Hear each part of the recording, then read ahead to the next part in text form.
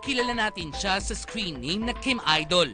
Unang nakilala sa mga comedy bars. Napanood rin si Kim o Michael Argente sa totoong buhay sa ilang programa sa telebisyon kung saan ipinamalas nito ang husay sa pagpapatawa. Welcome to Jurassic Park.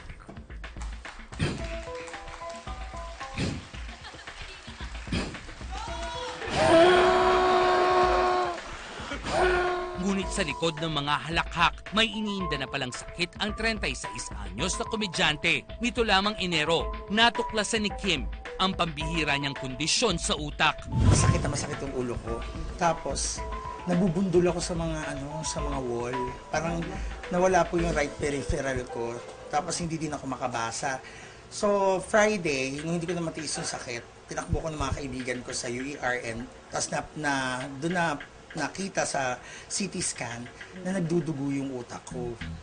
Ayon sa pagsusuri ng mga doktor, may brain arteriovenous malformation o AVM si Kim. Ang brain AVM ay ang abnormal na pagdaloy ng dugo sa mga blood vessels sa utak. According to strokeassociation.org, 1% lamang ng general population ang dinadapuan ng ganitong kondisyon.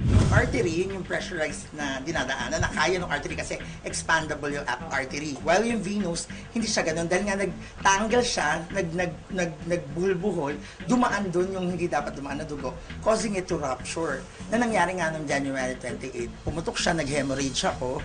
Tapos, buti na lang hindi ako namatay, hindi din ako na-comatose, hindi din ako nagka-brain damage. Gamma knife ang tawag. Kaso naman, pagkamahal-mahal. Oo, magkano? 700,000 po. Di ba? Parang, di ko po yun kaya, pero siguro po, ito nga pong darating na June, yung aking pong manager si Jonathan Valdez, nagbabalak po siyang gumawa ng benefit show para po makapondo doon sa kakailanganing panggamot.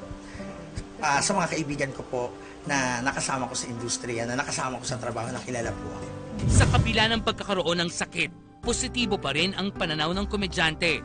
Malaki rin anya ang naitulong nito upang magbalik loob siya sa Panginoon. Nung time na nangyari to sa akin, doon ko po nakita sa sarili ko na bumabalik ulit sa Diyos, na humihingi ng tawad, na nakakatuwa po doon kasi minsan sa tao kapag humihingi ka ng tawad, minsan hindi tinatanggap yung patawad mo. Pero sa Diyos, kahit naggaano ka bigat yung ginawa mong kasalanan, parang siya pa yung sabik na tanggapin ka ulit.